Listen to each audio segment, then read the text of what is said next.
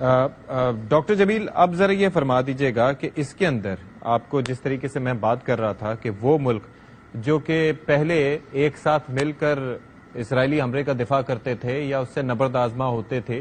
آج وہ ملک تتر بتر ہیں اور ایک بڑا سسٹمیٹکلی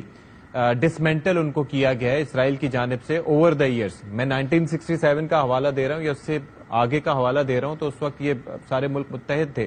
مصر کی بات کی میں نے، عراق کی، لبنان کی، سیریا کی، یہ سارے ملکوں کی بات کی، لیکن اب وہ چیز نظر نہیں آ رہی۔ آپ کو لگتا ہے it is all by design یہ جو سارا کچھ ہو رہا ہے؟ ایبسولوٹلی انفیکٹ میں کئی پروگراموں میں بشمول آپ کے کچھ پروگراموں میں کہہ چکا ہوں، 1 by 1 and turn by turn اس کا تسلسل اگر دیکھیں آپ، جو آپ نے مثال دی اس کو ذہن میں رکھ لیں آپ اور آپ کے ناظرین، اور پھر اس کے علاوہ جو ان کا عزائم ہیں اسرائیل کے، جس پہ ہم ڈسکس کر چکے ہیں، اس کو ذہن میں رکھ لیں، اور جس تسلسل کے ساتھ انہوں نے ایکسس آف ریزسٹنس کو تقریباً اپنے طور پر ختم کر دیا ہے، حالانکہ نظریات ختم نہیں ہوتے ہیں، تو اس کو دیکھ لیں۔ ایران کے پہلے کیوں نہیں حملہ کیا؟ ایران تو پہلے بھی ان کو آنکھیں دکھلا رہا تھا، تھریٹ بھی کر رہا تھا اسرائیل کو، پہلے کیوں نہیں کیا؟ اسرائیل کی فرنٹ لائن سیریا تھی، لبنان تھا، ایون حماس ریزسٹنس دیتا تھا، خیر عراق میں تو اب بھی کافی ہے، تو اس کی وجہ سے وہ نہیں کرتے تھے۔ اب انہوں نے دیکھا کہ جی یہ سارے تقریباً نیوٹرلائز ہو گئے ہیں، حالانکہ ان کا گمان ہے یہ، لیکن یہ ہے کہ بہرحال کافی حد تک ہو بھی گئے ہیں۔ لبنان alone they have an active 40,000 fighters، باقی ان کے پاس تقریباً 2 لاکھ کے قریب جو ہے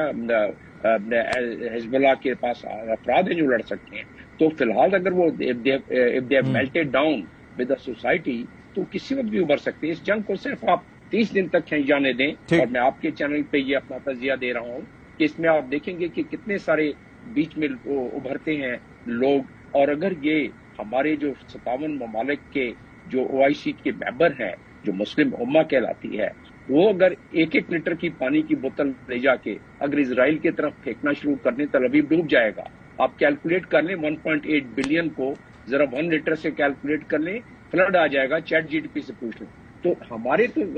صرف ایک ساتھ اکٹھا ہونے کی ضرورت ہے۔ جہاں تک تعلق آپ نے کہا کہ اسلامک آرمی، لیکن نیٹو جب بنی تھی، نیٹو ایک اقوام متحدہ کے چیپٹر 8 کے تحت بنی تھی، جس طرح کے ریجنل آرگنائزیشن بنتی ہے، جس طرح OIC بھی ہے، لیکن نیٹو نے اپنا ایک فردر ایگریمنٹ کر لیا، ملٹی لیٹرل ایگریمنٹ، کہ اگر کسی ایک ممبر ملک پر حملہ ہوتا ہے تو تصور کیا جائے گا کہ وہ تمام ملکوں پہ ہے اور تمام ملک یکجا ہو جائیں گے۔ اسی لیے آپ دیکھتے ہیں کہ جب کوئی مسئلہ ہوتا ہے، جب ان کو مسلم ممالک کے 1.8 بلین جن کی آبادی ہے، جن کے پاس بڑے بڑے امیر ملک بھی ہیں، وہ ایسا کیوں نہیں کرتے ہیں؟ اس کی وجہ میں آپ کو پہلے تھوڑا سا بیان کر چکا ہوں، ابھی ذرا مزید اس کی وضاحت کر دیتا ہوں کہ ہمارے حکمرانوں کے پیروں میں زنجیر ہے۔ یہ جنگ صرف 30 دن، اگر یہ جس طرح کے معلوم ہوتا ہے کہ ایران کھینچ سکتا ہے، حالانکہ ایران نے کیا دیا کہ اگر اسرائیل نہیں کرتا تو ہم بھی نہیں کرتے، ٹھیک ہے آپ ہم سے پھر نیگوشیٹ کر، لیکن اگر یہ 30 دن کھینچ گیا تو آپ دیکھیں گے کہ کرسیاں بہت سارے حکمرانوں کی متزلزل ہونا شروع ہو جائیں گی، because of the bottoms of pressure, عوام کے پریشر سے۔ کیونکہ ان ملکوں میں سرف کر چکا ہوں، مجھے ان ملکوں کے نبض کا اندازہ ہے، میں یمن میں بھی سرف کر چکا ہوں، سعودی عرب میں بھی اور UAE میں بھی، تو مجھے ان ملکوں کا اور تمام عرب کنٹریز کا، لیبیا میں بھی، تو مجھے اندازہ ہے۔ تو لہٰذا یہ صرف 30 دن کی بات ہے، اور پھر بات یہ ہے کہ جس طریقے سے بانے بنے ہیں بس جی